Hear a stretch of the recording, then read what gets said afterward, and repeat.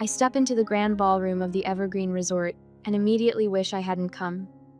Chandeliers drip crystal light across marble floors, and wealth whispers through the room in hushed tones of respect. Michael's hand finds the small of my back, steadying me with the gentle pressure of his palm. "Breathe," he whispers, his surgeon's eyes assessing me with clinical precision. "We earned our place here." Leo tugs at his bow tie, his 6-year-old patience already wearing thin. "Mom, this thing is trying to choke me." I kneel, adjusting the offending fabric with a smile. "Just for a little while, buddy. Remember our deal, good behavior now, swimming pool after." The reception crowd parts briefly, and my heart stops. A familiar profile catches my eye, the slight tilt of her head, the way she leans forward when she laughs. I haven't seen that gesture in 11 years, but my body remembers it instantly. The bride turns, champagne glass raised in a toast, and our eyes lock across the room. "Grace." "My sister." The champagne flute trembles slightly in my hand, the only outward sign of the earthquake happening inside me. I hadn't recognized the name Daniel Brooks in the invitation. I hadn't made the connection. I'd assumed Grace was still using our family name Collins. Her gasp cuts through the ambient conversation like a blade. Heads turn.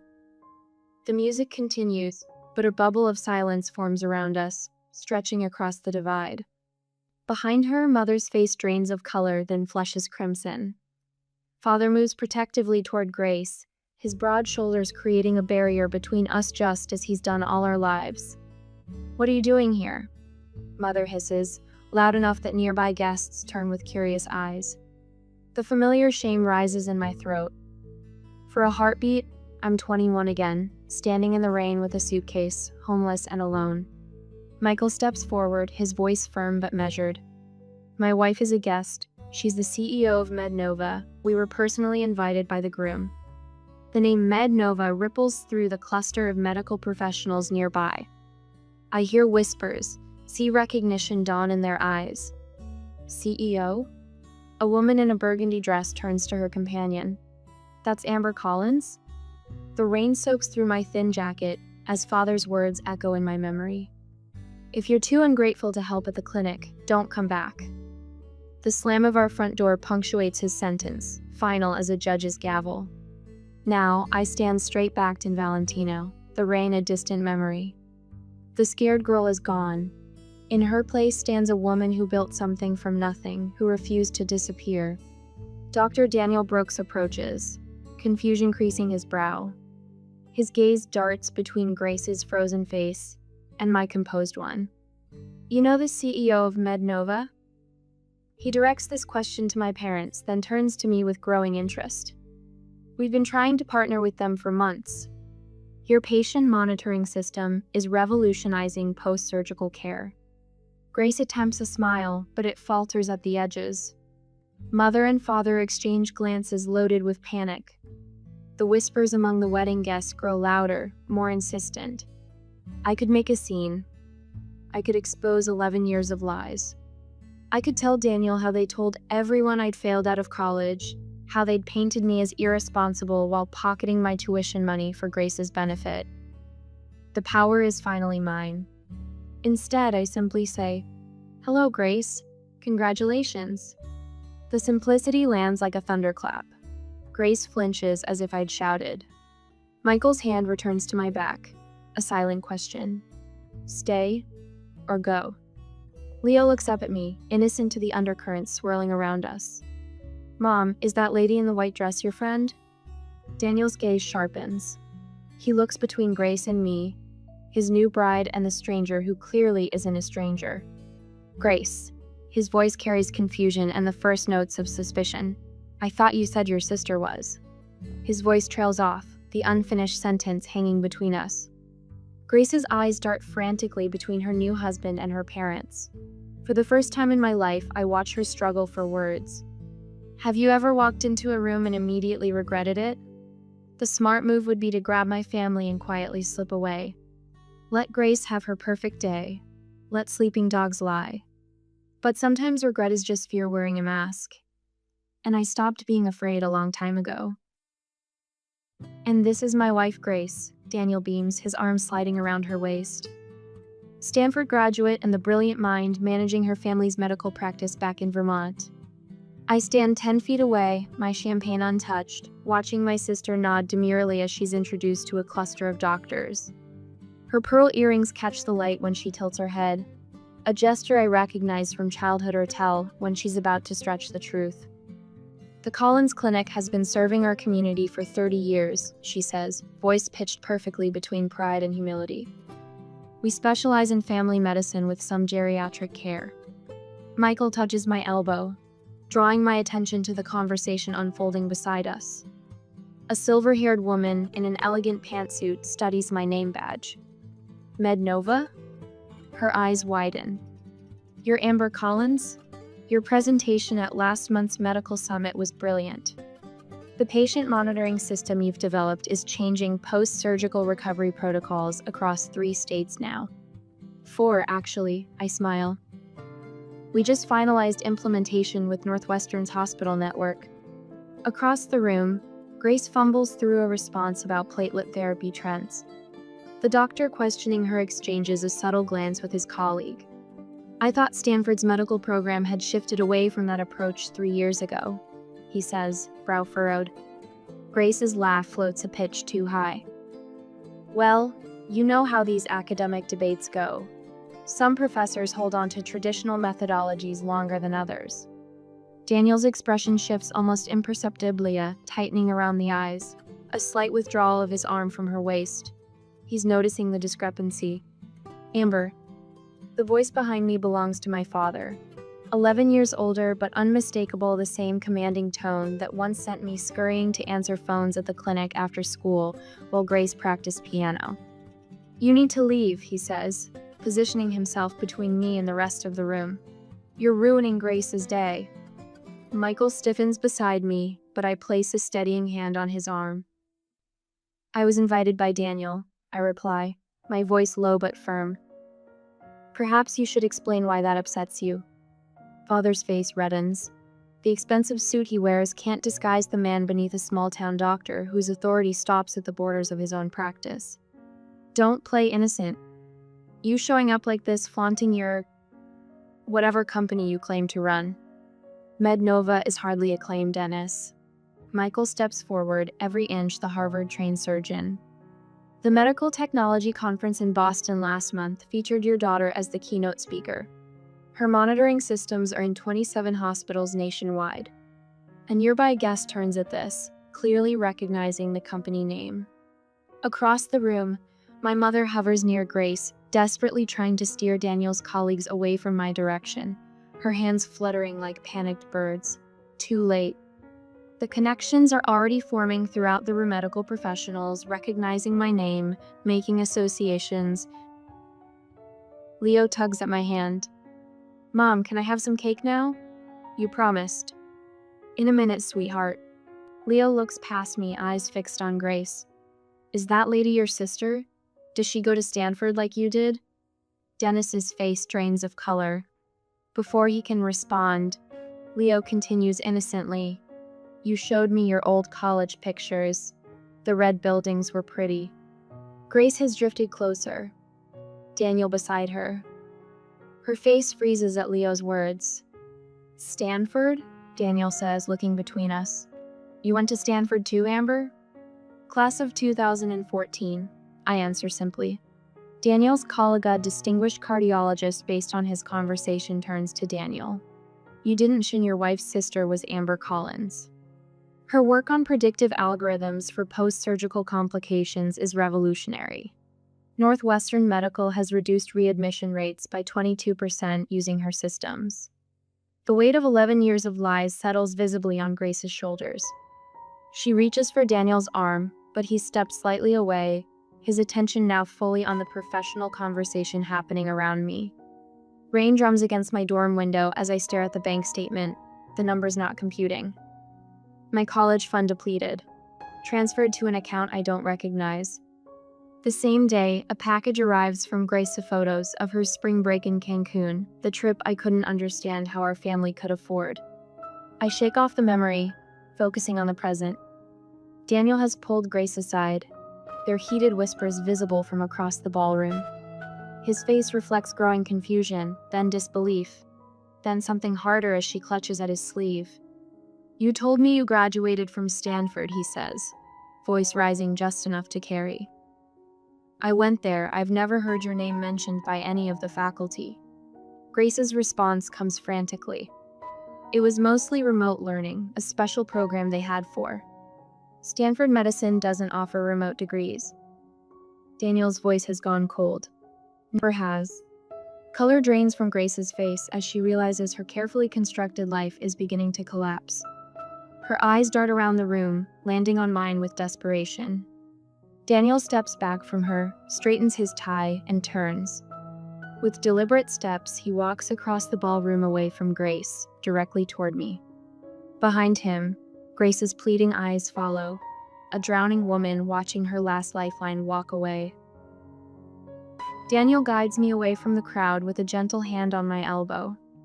His fingers tremble slightly against my skin, the only indication that the poised doctor is rattled. "Let's find somewhere quieter," he says, his voice steady, but his eyes darting back to where Grace stands with my parents, their heads bent together in urgent conversation. We settle in a small alcove at the edge of the ballroom. 2 plush chairs, a small table between us. The muted lighting casts shadows across his face, highlighting the sharp angles of confusion etched there. "I apologize for the awkwardness," he begins, straightening his bow tie. His words trail off, uncertain how to frame the chasm of questions between us. "You didn't know Grace had a sister." I finish for him, keeping my voice neutral. Daniel's eyes widen. "She mentioned a sister once, but said you dropped out of college after a semester, that you couldn't handle the pressure and disappeared." The old wound throbs, but I don't flinch. Years of boardroom negotiations have taught me to keep my face composed even when bleeding internally. "I graduated summa cum laude," I say simply, "while working 3 jobs. 3 jobs? His brow furrows. Mornings at a coffee shop, evenings at the hospital reception desk, weekends at a call center. The memories flood back the bone. Deep exhaustion, falling asleep over textbooks, the relentless push forward. I put myself through school part-time. No family support. Each word lands like a stone between us, ripples spreading outward. Daniel's expression shifts from confusion to calculation, the surgeon's analytical mind reassessing everything he thought he knew. "Stanford?" he asks, naming his alma mater. I shake my head. "Community college first, then State University. I couldn't afford Stanford after I discovered my college fund had been." I pause, choosing my words carefully. "Reallocated. To Grace's education," he concludes, the pieces clicking into place. The ballroom around us blurs as memories surface sleeping on Sarah's lumpy couch for 6 months, showering at the YWCA when Jamie's boyfriend kicked me out, eating ramen for weeks straight to save for textbooks. The humiliation of asking professors for extensions because I couldn't stay awake after triple shifts. The hospital where I worked reception, I continue. That's where I met Michael. He was a resident then. I remember that night clearly hunched over healthcare administration textbooks during my dinner break, exhaustion pulling at my eyelids. Michael stopping at my desk, curious about the complex diagrams I'd sketched in the margins. "You understand Kellerman's patient flow theory?" he'd asked, surprised. "It's flawed," I'd replied without looking up. "The bottleneck isn't intake, it's documentation requirements between departments." He'd pulled up a chair, and we'd talked until my break ended. The next day, he brought coffee and questions about my ideas for streamlining patient monitoring. Within months, we were developing the prototype that would become MedNova's cornerstone product. Daniel leans forward. "And MedNova? Grace mentioned you worked some office job." I can't help the small smile that touches my lips. "We started in our apartment 7 years ago. Last quarter's revenue was just under $400 million. Across the room, I spot my parents flanking Grace like sentinels. Dennis paces small circles, his face flushed with anger, while Margaret clutches Grace's arm, her knuckles white with tension. They cast frantic glances our way, whispering urgently. They're going to try to separate us soon, I say calmly. Daniel follows my gaze. They appear concerned. Michael approaches us, phone discreetly positioned at his side. I recognize his strategy documenting behavior while appearing casual. A protective measure we've learned after years of navigating hostile business environments. Everything all right here? He asks, his surgeon's eyes performing a quick assessment of my well-being. Just catching up, I reply, gratitude warming my chest. The man standing beside me, steady, brilliant, can seize me as I am, not as my family's convenient narrative. On cue, Margaret bustles toward us, her voice pitched to Carrie. Daniel, there's someone from Boston General dying to meet you. Her eyes slide past me as if I'm invisible. A familiar sensation. Daniel stands his ground. In a moment, Margaret, Amber and I are having an important conversation. My mother's smile stiffens. Always the attention seeker, our Amber. She turns to the nearest cluster of guests. She's always been jealous of her sister's accomplishments. The statement hangs in the air like smoke, acrid and choking. Several guests shift uncomfortably, eyes darting between us. I remain seated, back straight, face composed. Michael's hand rests on my shoulder, a silent anchor. When the bathroom door swings closed behind me 20 minutes later, I'm not surprised to find Grace already inside, reapplying mascara with trembling hands. Our eyes meet in the mirror. "Why are you doing this to me?" she demands, voice breaking on the final word. I wash my hands slowly, deliberately. Doing what, exactly? Ruining my wedding, making Daniel question everything. Tears streak her carefully applied makeup. I'm not doing anything, I reply softly. I'm simply existing. Grace slams her mascara wand onto the marble counter. You were supposed to stay gone. For the first time, I see the fear behind her anger, the terror of a house of cards beginning to collapse. They told everyone you were a dropout, she continues, words tumbling out like a confession. That you couldn't handle responsibility, that you were… And yet here I am, I interrupt, handling quite a lot. When I emerge from the bathroom, my composure is intact. I return to Michael's side, to the warmth of his hand finding mine. Grace follows minutes later, makeup freshly applied, but something essential has shattered behind her eyes. I notice it immediately, the subtle shift in the room. Wedding guests gradually drifting toward us, drawn by genuine curiosity. A neurosurgeon discussing patient monitoring innovations with Michael. A hospital administrator slipping me her card. Your post-operative monitoring system reduced our complication rates by 30%, she tells me. We'd love to explore expanding its implementation. Daniel stands at my elbow, attentive to the conversation, asking insightful questions about MedNova's technology. His new bride hovers at the periphery, unmoored. Father approaches, shoulders squared for battle. Daniel, he interrupts loudly, this is Grace's wedding. Let's focus on her accomplishments. The silence that follows fills the room like water, drowning everything else. All eyes flick between Daniel and Dennis, then to Grace, whose smile stretches thin across her face. No one speaks. No one needs to. Sometimes silence holds more truth than any words could express. I hand my half-empty champagne flute to a passing server and check my watch. We've stayed long enough. Michael catches my eye across the room where he's extricating himself from a conversation with an enthusiastic orthopedic surgeon. His slight nod confirms we're on the same wavelength, as always. Are we leaving now? Leo tugs at my hand, hope brightening his eyes. Swimming pool time? Yes, buddy, just one more thing. I pull a small cream-colored envelope from my clutch. Inside rests a certificate for MedNova stock, not life-changing money, but enough to make a statement. This is who I am now, not the desperate girl they threw away. Michael joins us, his hand finding the small of my back. Ready? Almost. I scan the room for Daniel. The poor man deserves some courtesy on his wedding day, even if his in-laws don't. We find him near the bar, watching Grace with an expression I recognize too well, the first hints of doubt creeping into what should be certainty. My sister works the room with practiced charm, but now I notice how she flinches slightly when medical terms enter the conversation, how quickly she redirects. We're heading out, I tell Daniel, offering the envelope. Congratulations again. He takes it with genuine warmth. Thank you for coming, especially considering.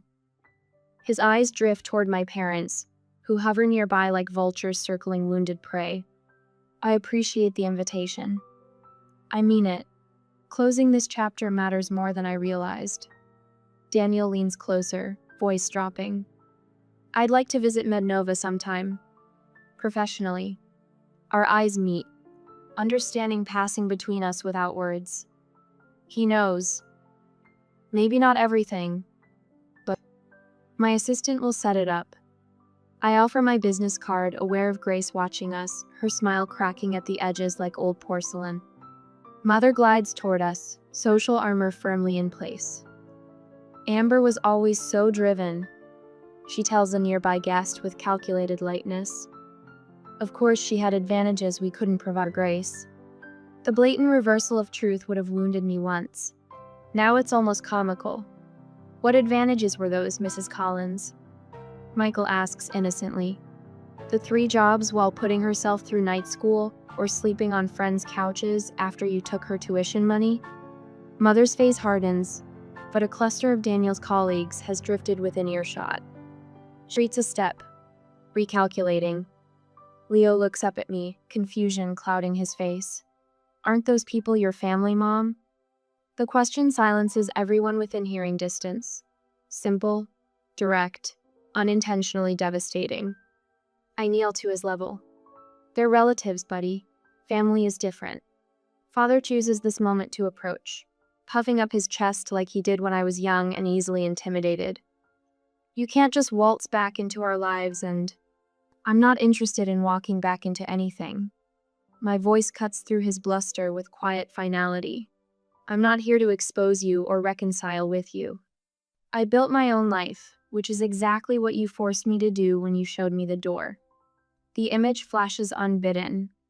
Rain soaking through my jacket, the weight of my suitcase, the terrifying freedom of having nothing left to lose. Behind me, Leo fidgets with his bow tie again. Michael rests his hand on our son's shoulder, steadying him the way he steadied me all those years ago when I thought I'd drown. Thank you, I tell my parents, causing them to blink in confusion. Thank you for not giving me a chance. You made me build my own. Mother's face contorts between rage and social preservation. For once, she finds no words. I take Leo's hand. Michael falls into step beside us as we make our exit unhurried, dignified, complete. No dramatic declarations, no tearful scenes, just the quiet power of walking away whole. Whispers follow us like gentle rain, but unlike that night 11 years ago, they don't touch me. I've built an umbrella of accomplishment that shields me from their storms.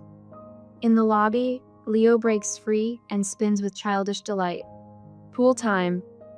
10 minutes to change, and I'll meet you there, Michael tells him, tousling his hair.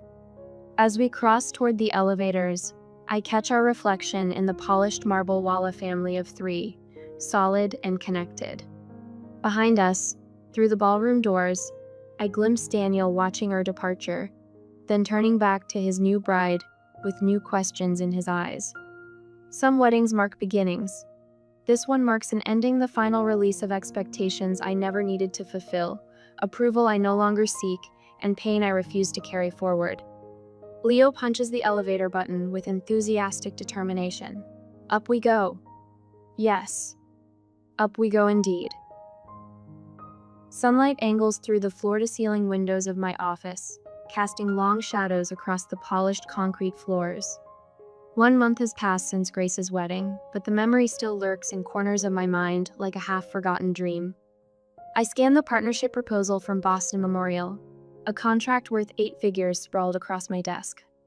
Mednova's patient monitoring system reduced post-surgical complications by 37% in their trial run. Numbers don't lie. Numbers don't play favorites. My assistant Meredith's voice crackles through the intercom. Dr. Daniel Brooks is here to see you. My pen stills against paper. I hadn't spoken to my sister's husband since that night. Sent him in. Daniel enters like a man carrying invisible weight. His shoulders curl forward, suit jacket wrinkled at the elbows. Dark circles shadow his eyes. Thank you for seeing me without an appointment. He stands awkwardly until I gesture toward the chair opposite my desk. Coffee? I offer. He shakes his head. I can't stay long. I wait.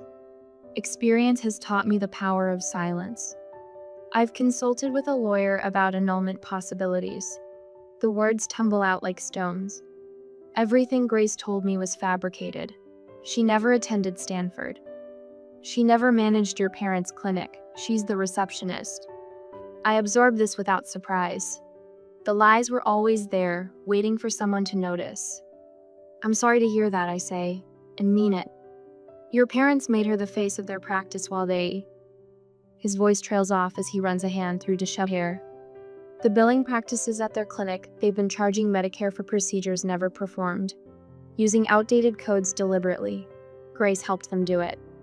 The revelation lands like a slap, not because it's shocking, but because it confirms suspicions I buried years ago. I didn't mean to drag you back into this, Daniel continues. But when I started investigating Grace's background, I found patterns, discrepancies. Your name kept appearing in old clinic records, then vanishing completely 11 years ago. The skyline beyond my window shimmers in summer heat. I built this view from nothing, while they built their lives on fabrications. They used my college fund for Grace, I say simply. When I confronted them, they told me I wasn't Stanford material anyway. Daniel winces.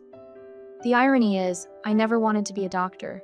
I wanted to improve medical systems, make them more efficient, more accurate. You've done that, Daniel says, glancing around my office. MedNova is transforming post-surgical care across the country. A silence stretches between us, comfortable in its honesty. The clinic is being investigated, he finally says. I submitted anonymous information to the proper authorities after discovering the extent of the fraud. They've been doing this for nearly 15 years. 15 years. Beginning right around the time I left for college. My phone buzzes with a text from Michael. Picking up Leo early, zoo day. Join us? A warmth spreads through my chest. This is my real family now. What will you do? I ask Daniel. He straightens his shoulders. File for annulment, cooperate with investigators, start over. He hesitates.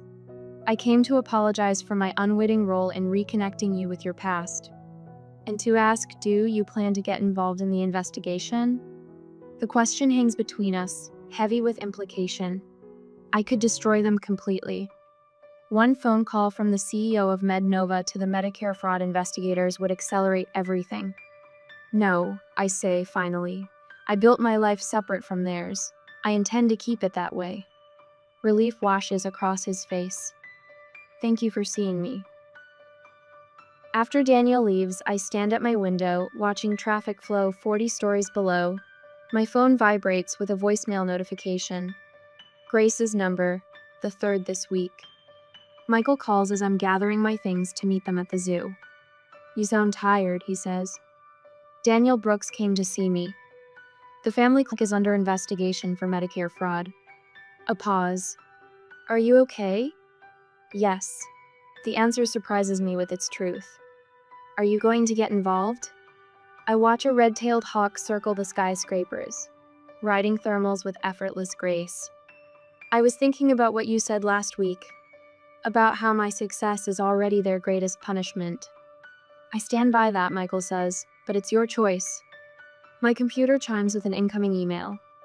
An attorney representing the Medicare Fraud Investigation Division, requesting information about my time at Collins Family Practice.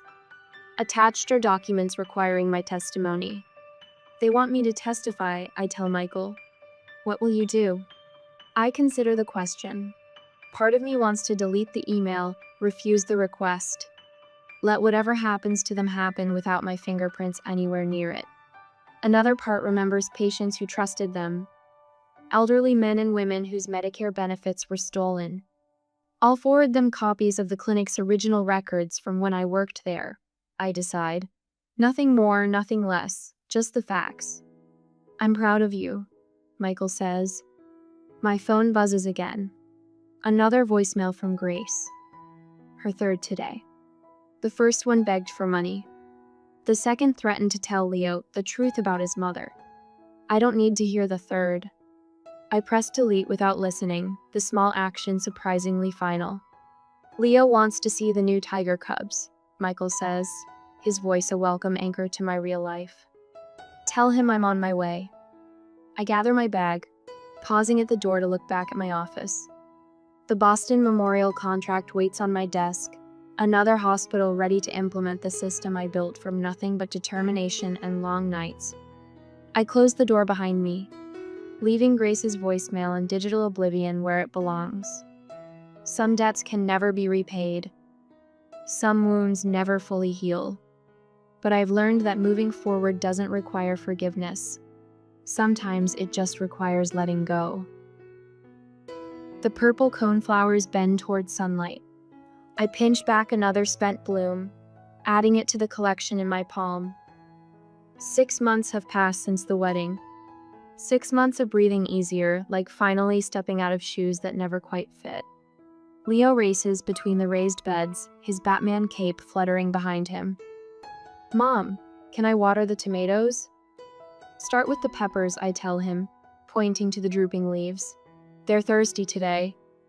He grabs his small watering can, tongue poking out the corner of his mouth as he concentrates on not spilling.